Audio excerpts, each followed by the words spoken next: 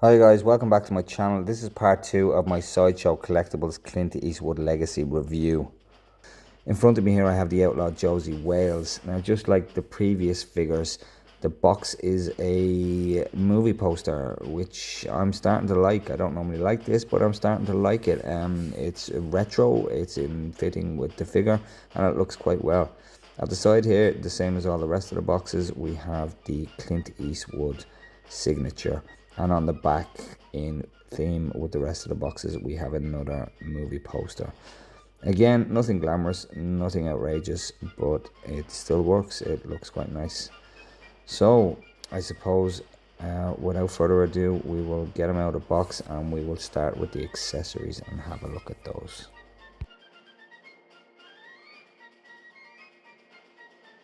So the accessories for our outlaw Josey Wales, starting with the two closed fists, the two relaxed palms, there, quite nice paint apps, and we have the gesturing hands, and we have the trigger hands for the revolvers, and we have 4 revolvers. Now I'll just get zoomed in there if I can. Just give me a moment. Now again, quick look at the hands, you can see that there is some speckling on the hands. It kind of looks like it's replicating gunpowder on his hands. It looks really well. There is some glazing on his knuckles, and his palms have some of that same kind of gunpowdery effect on the palms of his hands, which looks absolutely brilliant. Looks really, really good. And we have some glazing there and some reddening of the fingers. Moving on to the revolvers, we have, just let me move those hands out of the way. We have these 2 revolvers here, which are identical. There is no difference in them. And this one here, which is almost identical, slight little difference in it. And then we have the shorter stubby revolver that he keeps in the small of his back in the movie. And it does not revolve. And it does not revolve. And the same as doesn't revolve. And again, same as. Still, paint apps aren't too bad. Let me just get a bit closer there and we'll have a look at them. A little bit of weathering or dry brushing on them. Nothing too spectacular. Still, they do the job. Looks quite well. And I'm quite happy that they haven't just copied and pasted all of the revolvers or paint apps in all of the different Clint Eastwood figures. So let's take a look at the figure itself. And here we have our 1/6 scale Sideshow Collectibles, the outlaw Josey Wales, straight up as he comes out of the box. Now immediately you can see he looks really, really well. He is well presented, well movie accurate, and he is made with the same attention to detail and quality as the previous figures. Now just moving into the feet, starting from bottom to top as usual. I'll just move that stand out of the way. From bottom to top here, I'll just get zoomed in on those boots. You can see that they are pretty awesome. They look really, really well. The weathering is nicely done. The molding is fantastic, and the paint apps are quite well done too. The spurs are fixed. They are fixed spurs on this particular version, and they have the same effect with the material splitting the boots for articulation and the material going up the leg. But those paint apps are really, really nice, and there is some nice detailing in the molding with the creases in the boots. Moving up to the trousers, not much to say. They are weathered in all the right places. You can see on the knees there, they are weathered. At the back there's a little bit of weathering, bit of dust there, a little bit of weathering on the bottoms there where it's supposed to be, and they look quite well. The proportions of the body and the tailoring looks nice also. I suppose moving up to his belt or his holster there, that is around his waist, and again, it feels like it is leather. It feels like real leather. Somebody's gonna have to correct me on this if I'm wrong, but it feels like real leather again, and it is quite secure, quite well made. It's not, doesn't seem flimsy in any way. It's thin. It's quite thin. That's what puts me off saying that it's leather, because it's so thin, but it certainly does feel like real leather. Now, moving up to his jacket, you can see he has all the tassels in all the right places, and it is tailored quite well. It has the pockets in the right place. It has this plait hanging down, which again is completely movie accurate. I don't know why it's there, but he has it. And the jacket sleeves come down exactly to the point where they're supposed to come down to, and inside you can see some kind of holster or something inside there. I don't want to take the jacket off to find out, but it's certainly some kind of leather straps in there. I'll have to take a deeper dive later on and have a look. But yeah, it's all tailored quite well, completely movie accurate, and you can see there as I just come a bit closer that there is some weathering in the jacket, in again all the right places. Around the collar he has some weathering, and he has his red neckerchief there, exactly movie accurate. On the back of the jacket you can see the weathering that he has on it, and it's fitted quite well and is extremely movie accurate. The length of that flap that comes down is exactly right. You can also see the weathering on the sleeve there, that is exposed on the shirt, which is very, very well done. Very well done. And the hands are just have that speckling on them, like I said earlier on, the gunpowder, which matches the dirt on the sleeve of the shirt. So it all looks really, really well. So that's pretty much it for the figure itself. We'll have to move into the head sculpt now. I will just bring him in a little bit closer to have a look at the head sculpt. And just adjust this camera, get it zoomed in so we can get a bit closer. And there we go. This to me is the most accurate head sculpt of all of the figures from Sideshow for Clint Eastwood. You can see the scar he has down his face. That is completely movie accurate. It's exactly prominent enough. It's not overdone, it's not underdone. The teeth are quite well detailed. There's some browning on the teeth there. With the camera zoomed in, it kind of doesn't make the teeth look too well with the camera, but looking at it with the naked eye, the teeth look absolutely fine. The bit of brown on the teeth, some detailing on the teeth looks really, really well. And you can see he has that upper lip just raised up in the corner, that iconic look that he does do. And the moulding on the beard looks really well and is blended and painted quite well. And the eyes and the eyebrows are perfect. They are quite well done. They're not too high and they are not too thick. He looks really, really well. And there we have the hat again, just like the previous ones, molded really well and painted and textured so well. And the texture and the paint that they use for the hats is really, really nice. So yeah, like I said, this has to be my favorite Clint Eastwood head sculpt from Sideshow. It looks really, really accurate, really, really well. So that's it for the 1/6 scale Sideshow Collectibles, the Outlaw Josey Wales. Again, I believe he is still available on Sideshow as I speak. So as a Clint Eastwood fan, you should definitely pick one up. This is definitely Sideshow's best work. And last but not least, we have the Sideshow Collectibles 1/6 scale Dirty Harry Final Act variant. As you can see here, just like the original Dirty Harry box, it is identical. It is a movie poster on the front. On the side, we have, just like all the other boxes, the Clint Eastwood signature, and on the back, just like the previous Dirty Harry box, we have the images and the small bit of text. So, quickly moving on to the accessories that come with the Final Act variant of Dirty Harry.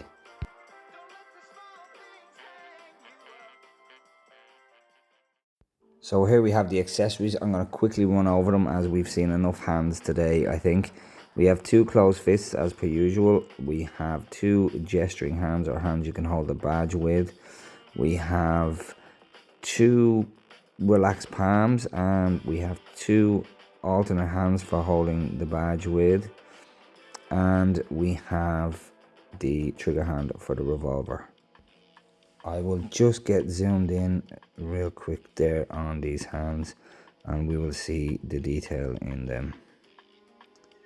As you can see there, just like the previous hands for the Dirty Harry figure, they're quite well detailed. They have some nice glazing in them, some nice layering, the cuticles on the fingertips, and the rosing of the knuckles and the ends of the fingers look quite well. Next up, we will have a look at the badge. It is exactly the same as the previous Dirty Harry. And you can see there the detail is exactly the same. We have his name and his signature and his role or his title as inspector. And moving on to the revolver, again, it is exactly the same as the previous Dirty Harry figure that I reviewed. The dry brushing and the weathering is all in the right places. It looks really, really well. It's a great mold. The wood effect on the handle looks really, really well. And I suppose if you're going to get anybody's handgun right, it's going to be Dirty Harry's. So moving on, I suppose, to the glasses. 3 pairs of glasses come with this figure, only 1 pair actually usable. This pair here are perfect. This pair here are slightly warped, but could probably be fixed with a bit of heat. But there's a bit of a crack in the lens there. And this pair here, completely unusable. The crack in the lens there is very visible, and the warpage in the actual mold is atrocious. But there is definitely 1 pair out of the 3 that can be used. So that pretty much wraps things up for the accessories that come with the figure. So moving on, let's have a look at the figure itself.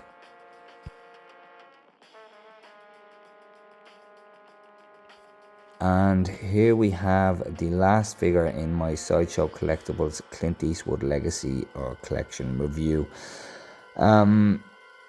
I think this guy was brought out for the people who missed out on the original Dirty Harry figure, which was, as far as I believe, limited edition. But there is no reason not to get this figure if you didn't get that other one. It is quite well done, it's quite well made.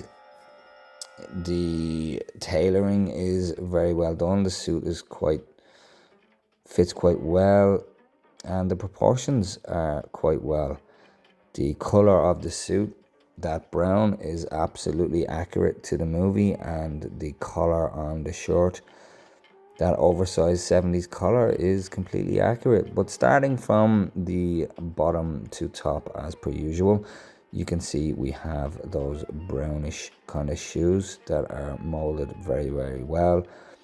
The recesses in the molds are deep enough to be able to see them. There is no weathering or dry brushing on the shoes, but it is not necessary. I do like the finish that they've used to make it look like leather. It's like a satin finish that just gives them that little shimmer on them that makes them look like leather, which is quite nice. Moving up to the trousers, there is not much to say. They are suit trousers. There is no weathering on them whatsoever. They're just a plain old pair of brown trousers to match that suit. But they are tailored quite well, and the proportions of the body on the suit look quite well. The back pockets are tailored in quite well, and all the stitching is quite nice. As for the jacket, the suit jacket, definitely got that 70s look to it, that brown. And the waistcoat is fitted quite nicely on the inside, and you can see there the lining of the jacket again is top notch, top quality, absolutely fantastic. To scale the print is, and it goes all the way around to the back. That is Hot Toys standard there. Looks really, really nice, really well. And the stitching is all neatly packaged, neatly done and tight and to scale. It's not oversized. We have the holster there on the inside, just like the previous figure, the previous Dirty Harry figure. And we have a button loose there. Let's just get that clipped in. And you can't see those join buttons, you can't see them at all. That's a little bit loose, I'll fix that later. But overall, the suit fits exceptionally well. I do like that waistcoat, the way it fits.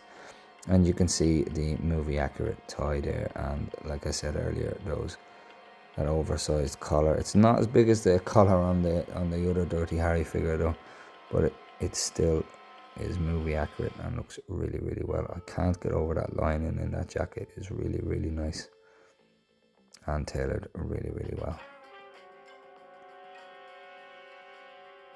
Again, some fantastic tailoring on behalf of Sideshow Collectibles. So moving on to the head sculpts. This is an identical head sculpt to the original Dirty Harry figure that came out. The paint apps are quite different though, and I do definitely prefer the paint apps on this figure than the original Dirty Harry figure that came out. I will show you a comparison in just a moment. The eyes are painted really well on this one. The eyebrows are perfect. You can just see here this mole line going across the head, and it is there on the other figures as well, but it's not as prominent as on this one. I really don't like that at all. But the paint apps on the face are definitely, in my opinion, better than the original Dirty Harry, whoever the artist was on this one. They look really, really nice. The paint apps on the eyes, on the eyelashes, on the bottom aren't too thick at all. And the mole on the face is just as prominent as it should be. And it looks really, really nice. And he has his typical green eyes. You can see the speckling on the cheeks there and on the forehead. And you can see the wrinkles or the lines just across the top of the forehead there as well, where he's just ever so slightly frowning, and it looks really, really nice. So that about wraps things up for this review. This version of Dirty Harry is definitely a fantastic alternative for the other one. He is still available on Sideshow as I speak, as far as I know. So there is really nothing left to do other than to grab the other Dirty Harry, and let's try and do some kind of comparison here with the head sculpts and the paint applications on the head sculpt. Now, in my opinion, the paint apps on the head sculpt on the Final Act variant are superior. I just think the paint applications on the original, more sought after Dirty Harry variant are, especially in the eye area, a bit too thick. They look a bit cartoonish, especially in the eyelashes on the bottom eyelid. They just look better on the Final Act variant, whoever the artist was. And the Final Act variant, in my opinion, was a little bit better at applying the paint. I'll leave it up to you guys to decide. I'm trying not to give my opinion here and leave you guys to decide, but it's very difficult to do so. Let me just get these zoomed in a little bit better, see what I can do here. No, that's not great. Let me just give me a second. Now, there we go. We have much better paint applications on the final act variant. You can see the eyelash paint on the lower eyelid there on that figure is just too thick compared to this variation here, and the paint applications are a bit darker on the original variant too. You can see it's a bit grayer on the face, or a bit darker in the shadowy areas.